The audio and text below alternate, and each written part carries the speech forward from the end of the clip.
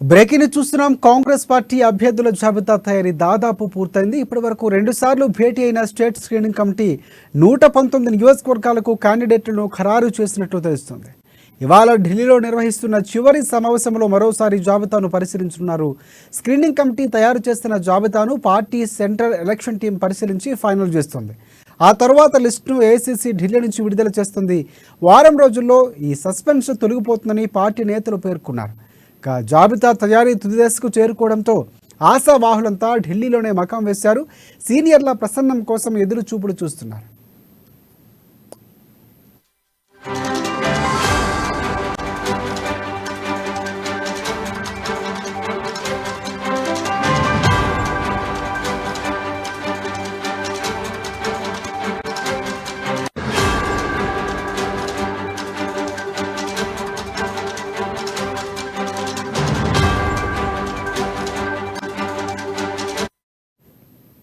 Right, breaking చూస్తున్నాం. Congress party అభ్యర్థుల జాబితా తయారీ దాదాపు పూర్తయింది. ఇప్పటి వరకు 2 సార్లు భేటీ అయిన స్టేట్ స్క్రీనింగ్ కమిటీ 119 నియోజకవర్గాలకు క్యాండిడేట్లను ఖరారు చేసినట్లు తెలుస్తోంది.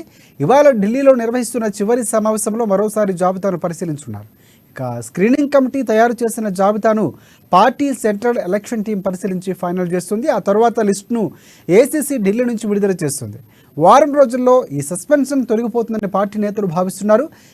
జాబితా తయారీ తుది దశకు చేరుకోవడంతో ఆశావాహులంతా ఢిల్లీలోనే మకాం వేశారు. సీనియర్ల ప్రసన్నం కోసం గట్టి ప్రయత్నాలు చేస్తున్నారు. దీనిపై మరిన్ని అప్డేట్స్ అందించేందుకు మా ప్రతినిధి హరీష్ మనకి ఫోన్లలో సిద్ధంగా ఉన్నారు. హరీష్, చెప్పండి. Thank you Rajasekhar. Congress party అభ్యర్థుల ఎంపికకు సంబంధించి ఈ రోజు ఫైనల్ కానున్న నేపథ్యం తుది దశ సంబంధించిన స్క్రీనింగ్ కమిటీ సమావేశం ఈ రోజు కమిటీ చైర్మన్ మురళీధరన్ అధ్యక్షతన ఏఐసీసీ కార్యాలయంలో జరుగుతుంది. ఈ నేపథ్యంలో ఆ సభ్యులంతా ఇక్కడ జిగ్నేష్ మేవాణి, సిద్దికి, అలాగే టీపీసీసీ చీఫ్ రేవంత్ రెడ్డి, పట్టి విక్రమార్కతో పాటు ప్రచార కమిటీ చైర్మన్ మధుయాష్కి గౌడ్, అలాగే ఇతర దానికి సంబంధించిన సభ్యులంతా కూడా ఈ సమావేశంలో మధ్యాహ్నం 12 గంటలకు భేటీ కానున్నారు. కాస్త 119 నియోజకవర్గాలకు సంబంధించి కూడా ఈ రోజు పూర్తిగా తుది దశకు చేరుకున్నట్టుగా తెలుస్తున్న నేపథ్యంలో ఏదైతే గత నెల 22న 21-22 నిర్వహించిన కాంగ్రెస్ స్క్రీనింగ్ కమిటీ సమావేశాల్లో కూడా 40 స్థానాల్లో ఒక్కొక్క అభ్యర్థిని కావచ్చు, 30 స్థానాల్లో ఇద్దరేసి అభ్యర్థులకు చొప్పున కూడా స్క్రీనింగ్ కమిటీ నివేదిక తయారు చేసింది. మొత్తం 75 నియోజకవర్గాలకు సంబంధించి కూడా మొన్న ఒక తుది జాబితాను కూడా సిద్ధం చేసినట్టుగా తెలుస్తుంది. మిగతా నియోజకవర్గాలకు సంబంధించి ఈ రోజు ప్రత్యేకంగా దానికి సంబంధించి ఈ రోజు ఇంకా నియోజకవర్గాలకు సంబంధించి ఈ రోజు కసరత్తు జరుగుతుంది. నేపథ్యంలో నియోజకవర్గాలకు సంబంధించి కూడా ఇప్పటికే 30 నుంచి 35 స్థానాల్లో ఇద్దరు పేర్లు కూడా కమిటీ సూచించే అవకాశం కనిపిస్తుంది. ప్రధానంగా ఇతర ఏదైతే 80 నియోజకవర్గాలకు సంబంధించి మిగతా నియోజకవర్గాల్లో ముగ్గురేసి చొప్పున పేర్లు ఉన్న నేపథ్యం కావచ్చు, వాళ్ళందరికీ కూడా ఫ్లాష్ సర్వే నుంచి రీసర్వే చేశారు. అక్కడ అభ్యర్థికి సంబంధించి ఎవరు గెలుపు వైపు వెళ్లే అభ్యర్థులు ఉంటారనే పైన కూడా మళ్ళా రీసర్వే చేయడం జరిగింది. ఆ రీసర్వే నివేదికను ఈ రోజు ఆ స్క్రీనింగ్ కమిటీ ముందుంచుకొని కూడా ఈ భేటీలో కనీసం చర్చించిన నేపథ్యంలో కూడా అంటే 119 నియోజకవర్గాలకు సంబంధించి కూడా ఈ రోజు తుది దశకు చేరుకున్నట్టుగా తెలుస్తుంది.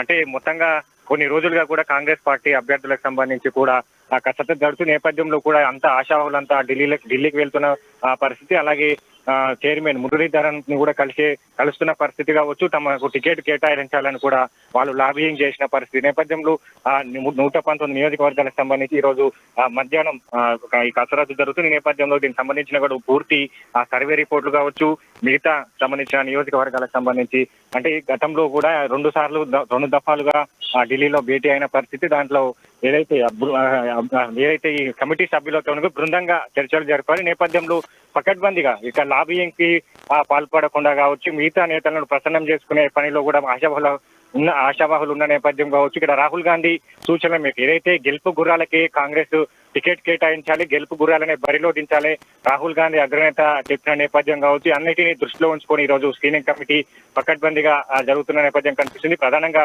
విశ్వసనీయ సమాచారం ప్రకారం ఈ రోజు బృంద చర్చలు కాకుండా ఒక్కొక్కరిని ఒక నియోజకవర్గాలకు సంబంధించి ఎవరికి టికెట్ కేటాయిస్తే అంశాలపైన కూడా ఒకరికొరితో చర్చించే అవకాశం కనిపిస్తుంది. ప్రధానంగా ఫ్లాష్ సర్వే రిపోర్ట్ ను ముందుంచుకొని ఏ అభ్యర్థికి టికెట్ కేటాయిస్తే బాగుంటుందనే అంశాలపైన ఒకరొకరుగా పిలుచుకునే నేపథ్యం కావచ్చు. ఎందుకంటే గతంలో స్క్రీనింగ్ కమిటీ సమావేశం జరిగిన నేపథ్యం కావచ్చు, కమిటీలోని ఒకరిద్దరు నేతలంతా కూడా ఆ అంశాలన్నింటిని కూడా బహిర్గతం చేయడం కావచ్చు, ఆశావాహులకు చెప్పడం కావచ్చు, ఇలాంటి అంశాలకు సంబంధించి కూడా పూర్తిగా ఒక అసమ్మతి చెలరేగే అవకాశం కనిపిస్తున్న నేపథ్యం కావచ్చు.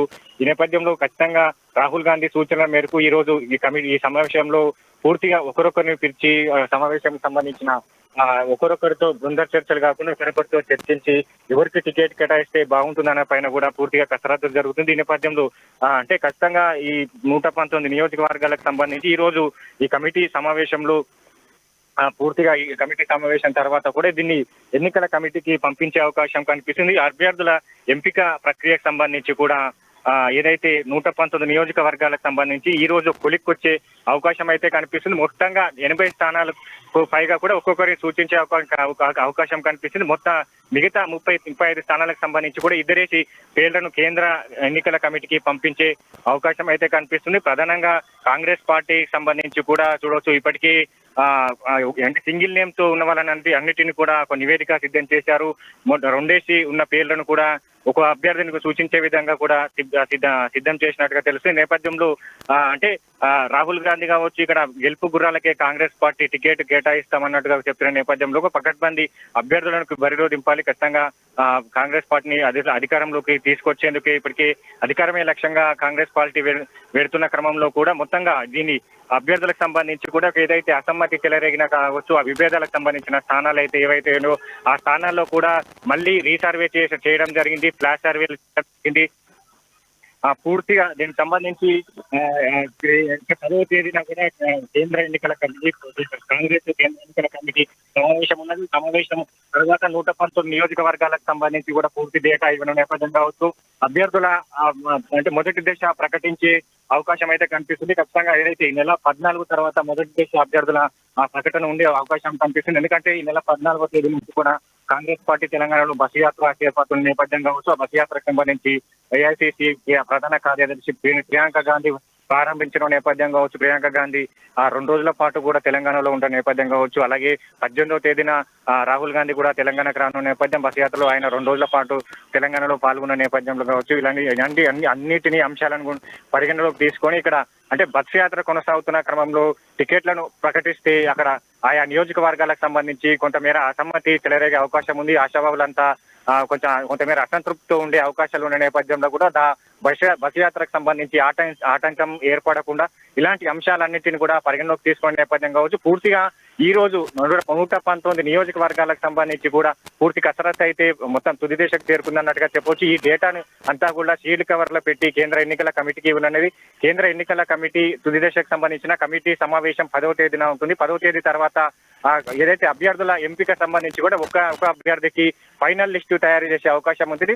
అయితే ఏదైతే మొదటి దశ కావచ్చు, అభ్యర్థుల ప్రకటన సంబంధించి కూడా కొంతమేర జాప్యం జరిగే అవకాశం కనిపిస్తుంది. ఈ అసంతృప్తి జాలను చెలరేయకుండా బస్సు యాత్రను సక్రమంగా కొనసాగించే విధంగా కావచ్చు, అలాగే అసమ్మతికి సంబంధించిన కూడా ఏదైతే అధిష్టానం కూడా ఒక కార్యాచరణ రూపొందించి ఎక్కడైతే అభ్యర్థులను ప్రకటించిన వెంటనే అక్కడ ఆశావాహులంతా కూడా అసంతృప్తితో ఉండే నేపథ్యం కావచ్చు, వాళ్ళందరినీ బుజ్జగించేందుకు కేంద్ర ఎన్నికల కమిటీ ముఖ్య నేతలను తెలంగాణకు పంపున నేపథ్యం వాళ్ళు 15 బృందాలుగా కూడా విడిపోయి కొన్ని నియోజకవర్గాలకు సంబంధించి అక్కడ అసమ్మతి చెలరేగిన నియోజకవర్గాలు కావచ్చు, అసంతృప్త నేతలతో కూడా చర్చలు జరిపి బుజ్జగించే ప్రయత్నాలు చేస్తున్నారు. అప్పటికీ వాళ్ళు వాళ్ళకి అప్పటికీ ఇంకా అసంతృప్తితో కొనసాగుతున్న నేపథ్యం అంతా కూడా వీళ్ళందరినీ ఢిల్లీకి తీసుకుపోయి రాహుల్ గాంధీతో కావచ్చు ముఖ్య నేతలతో బుజ్జగించే ప్రయత్నాలు చేయడం. ప్రధానంగా అభ్యర్థులకు సంబంధించి ఏదైతే వాళ్ళ టికెట్ దక్కనప్పటికీ వారికి మిగతా ఏదైతే అది కాంగ్రెస్ పార్టీ అధికారంలోకి వచ్చిన వెంటనే ఎమ్మెల్సీ పదవులు కావచ్చు, లోక్సభ సంబంధించి ఎంపీ టికెట్ ఇస్తామన్నట్టుగా కావచ్చు, పలు కార్పొరేషన్ల చైర్మన్లు చేస్తామన్నట్టు కావచ్చు, ఎమ్మెల్సీలు అవకాశం కల్పిస్తామన్నట్టుగా కూడా చెప్పే అవకాశం కనిపిస్తుంది. మొత్తంగా కొన్ని రోజులుగా చూసుకున్నట్టయితే ఇప్పటికే కాంగ్రెస్ పార్టీకి సంబంధించిన అభ్యర్థులు ఆశావాహులంతా కూడా ఢిల్లీకి చేరుకున్న పరిస్థితి ఉంది. అక్కడ డీకే శివకుమార్ తో కూడా మంతనాలు జరుపుతున్నారు, చైర్మన్ మురళీధరన్ తో కూడా మంతనాలు జరుపుతున్నారు. ముఖ్య నేతలంతా కూడా ఏదైతే ఉత్తమ్ కుమార్ లాంటి నేతలు కూడా అక్కడ మురళీధరన్ తో భేటీ అవుతున్నారు. నిన్న మాజీ మంత్రి రేణుకా చౌదరి కూడా ఖర్గేతో సోనియా గాంధీతో భేటీ అయిన పరిస్థితి ఉన్న నేపథ్యంలో అంటే ఇక్కడ బీసీలకు సంబంధించి 34 టికెట్లు ఆశిస్తున్న క్రమం కావచ్చు, అలాగే కమ్మ సామాజిక వర్గానికి సంబంధించి కూడా రేణుకా చౌదరి 8 టికెట్లు ఆశిస్తున్న క్రమం కావచ్చు, అలాగే ఎస్సీ ఎస్టీలకు సంబంధించి కూడా వాళ్ళు టికెట్లు అడుగుతున్న నేపథ్యం కావచ్చు. పూర్తిగా వీటన్నిటిని ఈ రోజు ఈ కమిటీలో ఈ సమావేశంలో వీటన్నిటిని అంశాలను పరిగణలోకి తీసుకునే నేపథ్యం కావచ్చు. ఇప్పటికే బీసీలకు సంబంధించి కూడా పూర్తిగా మళ్ళీ రీసర్వే చేయడం జరిగింది. వాళ్ళు 34 టికెట్లు ఆశిస్తున్న ఆయా నియోజకవర్గాలకు సంబంధించి అభ్యర్థి బలాబలాలు ఏంటి, అభ్యర్థిని అక్కడ ఏ అభ్యర్థిని అక్కడ పెడితే ఖచ్చితంగా గెలిచే అవకాశం ఉన్నదో అలాంటి అంశాలన్నింటినీ పరిగణలోకి తీసుకున్న నేపథ్యంలో కూడా బీసీలకు సంబంధించి బీఆర్ఎస్ పార్టీ ఇచ్చిన దానికంటే ఎక్కువనే పెంచిస్తామని కూడా ఏఐసీసీ నేతలు చెప్తున్న పరిస్థితి నేపథ్యంలో అన్ని ఇక్కడ బీసీలకు ఎస్సీ ఎస్టీకి సంబంధించి కావచ్చు, బీసీ సామాజిక వర్గానికి సంబంధించి కావచ్చు, కర్మ సామాజిక వర్గానికి సంబంధించి కావచ్చు, పూర్తిగా ఆ టికెట్ల అంశాన్ని ఈ రోజు భేటీలో చర్చకు వస్తాయని చెప్పొచ్చు. ప్రధానంగా అంటే మొత్తంగా గత కొన్ని రోజులుగా కూడా కాంగ్రెస్ పార్టీ అభ్యర్థులకు సంబంధించి కూడా ప్రక్రియ కొనసాగుతుంది. అభ్యర్థుల ప్రకటించే అవకాశం కనిపిస్తుంది. మరో 2 రోజుల్లో ఒక ప్రకటన ఉంటుంది అనే ప్రచారాలు జరిగిన నేపథ్యంలో దీనికైతే ఈ రోజు ఆ తుది అంకానికి చేరుకుందని చెప్పొచ్చు. మొత్తంగా 119 నియోజకవర్గాలకు సంబంధించి ఈ రోజు ఫైనల్ అయ్యే ఛాన్స్ ఉంది. ఈ డేటానంతా కేంద్ర ఎన్నికల కమిటీకి హీల్ కవర్ లో పెట్టి స్క్రీనింగ్ కమిటీ చైర్మన్ మురళీధరన్ అందించిన నేపథ్యంలో 10వ తేదీన ఈ సమావేశం ఉంటుంది. కేంద్ర ఎన్నికల కమిటీ సమావేశం ఉంటుంది. ఆ కమిటీలో అందరి 119 నియోజకవర్గాలకు సంబంధించి కూడా సింగిల్ నేమ్ ఉండే విధంగా కూడా కమిటీ నివేదికను రూపొందిస్తుంది. అభ్యర్థుల ఎంపిక ప్రకటించేదాన్ని చూసుకున్నట్లయితే బస్సు యాత్ర ఈ నెల 14 తర్వాత బస్సు యాత్ర ఉంటుంది. బస్సు యాత్ర తర్వాత right thanks for updates Harish.